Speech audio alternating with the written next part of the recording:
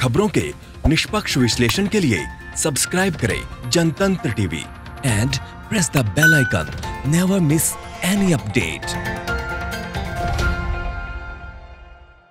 और रुख करेंगे राजस्थान की ओर। हाल ही में राज्यसभा चुनाव हुए जिसमें राजस्थान की 3 सीटों में से 2 सीट कांग्रेस ने जीती। इन्हीं में से जीते प्रत्याशी नीरज डांगी हमारे साथ जुड़ चुके हैं। नीरज जी, आपका बहुत बहुत स्वागत है जनतंत्र टीवी पर। बहुत बहुत धन्यवाद आपका। सबसे पहले आपको बहुत बहुत बधाई, आपने राज्यसभा की सीट जो कांग्रेस की तरफ से भी, क्योंकि कांग्रेस के 3 सीटों में से 2 सीट कांग्रेस के पक्ष में आई है।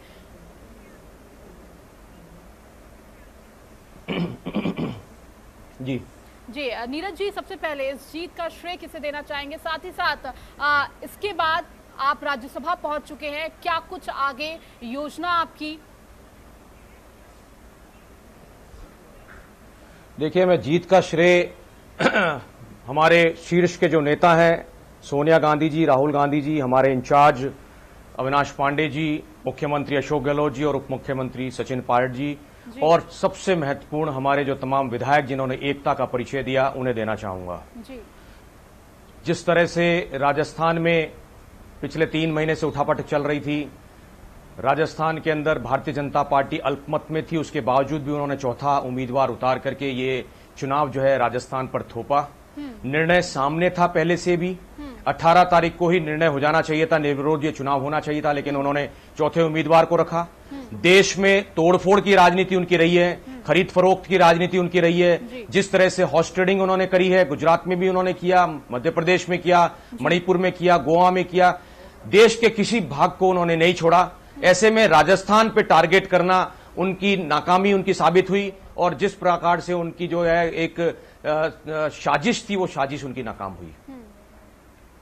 जी, नीरज जी, जिस तरीके से आपको एक दलित चेहरे के रूप में भी देखा जाता है और कहा जाता है कि एक आप अशोक गहलोत के काफी करीबी भी माने जाते हैं, अगर अब राजनीति में जो आपका करियर देखे, शुरुआत आपने स्टूडेंट जब थे तब से आपने शुरुआत की थी अपने करियर की, राजनीतिक करियर की बात की जाए, उसके बाद अब राज्यसभा में पहुंचना, उसके बाद आपकी आगे की जो विचार करें, रणनीति की बात की जाए, राजस्थान की बात करें, तो क्या कुछ सोच के साथ अब इसकी शुरुआत होगी? देखिए, मैं ये कहना चाहूंगा कि जब कोई भी व्यक्ति निचले स्तर से काम करना शुरू करता है, जैसा मैंने किया, स्टूडेंट पॉलिटिक्स, उसके बाद में यूथ कांग्रेस में लंबे समय तक मैंने काम किया जमीन से जुड़ करके, तो लगातार सक्रियता जब किसी नेता की रहती है तो पार्टी उसके काम के आधार पर उसको रिवार्ड जरूर देती है। उसी का नतीजा है कि मुझे पार्टी ने राज्यसभा का ये मौका दिया। ऐसे मौके पर जब जहां राजस्थान में दोनों ही सदनों की बात अगर हम करते हैं, तो लोकसभा के अंदर हमारे पास में कांग्रेस का एक भी सांसद नहीं है कांग्रेस का।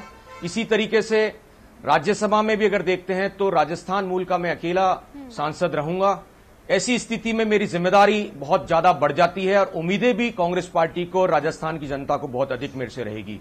उन उम्मीदों पर खरा उतरने की मैं कोशिश करूंगा, और मेरी प्राथमिकता रहेगी कि राजस्थान में किस प्रकार से राजस्थान के चहुमुखी विकास में हम सदन में बैठ करके राजस्थान की आवाज को बुलंद कर सके, ये प्राथमिकता रहेगी, जिसमें बहुत मुख्य रूप से राजस्थान के विकास की जब बात आती है तो बहुत बड़ा मुद्दा राजस्थान में रहा है, जिसको अशोक गहलोत जी ने लगातार उठाया, लगातार उस पर काम किया, और उसको एक अमली जामा भी मुख्यमंत्री अशोक गहलोत जी ने पहनाया, जो पेट्रोलियम का, जो रिफाइनरी का जो मामला है बाड़मेर का, जिससे आर्थिक सुदृढ़ता राजस्थान की बनती, नए रोजगार के आयाम स्थापित होते। ऐसे में उस योजना को पिछली भारतीय जनता पार्टी की सरकार ने मैं समझता हूं कि रद्दी की टोकरी में डालने का काम किया। उस पर उसे आगे बढ़ाने का काम भारतीय जनता पार्टी की उस सरकार को करना चाहिए था।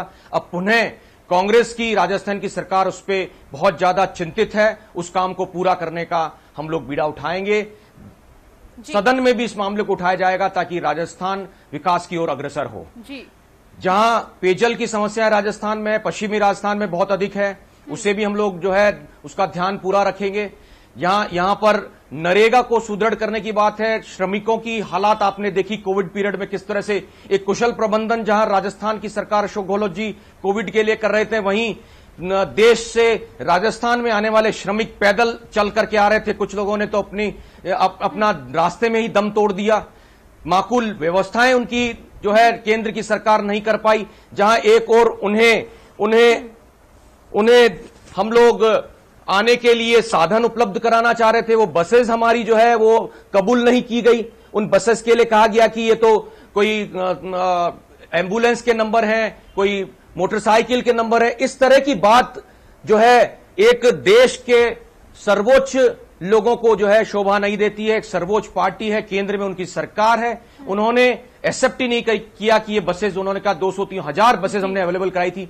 अगर ऐसी कोई गलत बसें वो मान भी रहे थे तो 500-700 जो भी बसें थी, उन लोगों की जानों को बचाया जा सकता था, जो लोग मारे गए रास्ते में ही। उन श्रमिकों की तकलीफों को लेकर के भी हम लोग जो है नरेगा को सुदृढ़ करने की बात, जैसा मुख्यमंत्री जी ने मांग रखी देश से, प्रधानमंत्री जी से, कि 200 दिन का जो है समय बढ़ाया जाए।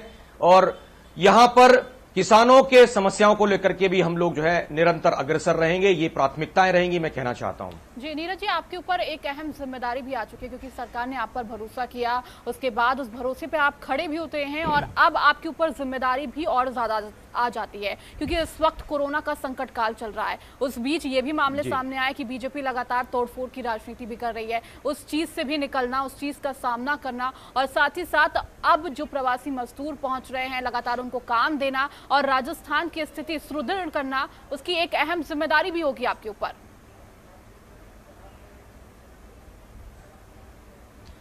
देखिए, इसमें कोई दो राय नहीं कि तोड़फोड़ की राजनीति भारतीय जनता पार्टी ने पूरी करने की कोशिश की राजस्थान में, लेकिन जब पहले से ही दिख रहा था सामने कि 125 विधायक कांग्रेस के पक्ष में थे, उसमें से 123 वोट पड़े हैं, वो 123 के 123 वोट कांग्रेस को मिले। हमारे एक विधायक बीमार थे, दूसरे विधायक भी जो है सीपीआईएम के, उन्होंने भी हमें समर्थन की बात करी थी, वो भी बीमारी की वजह से उस दिन नहीं आ पाए थे, उनका वोट नहीं पड़ पाया। लेकिन पूरा जो हमने आंकड़ा तय किया था वो पूरा आंकड़ा कांग्रेस को मिला है। बहुत बड़ी, पूरे देश में जो राज्यसभा का चुनाव हुआ, हाईएस्ट वोटों से जीत जो है देश में, राजस्थान के दोनों राज्यसभा सदस्यों की हाईएस्ट वोटों से जीत हुई है।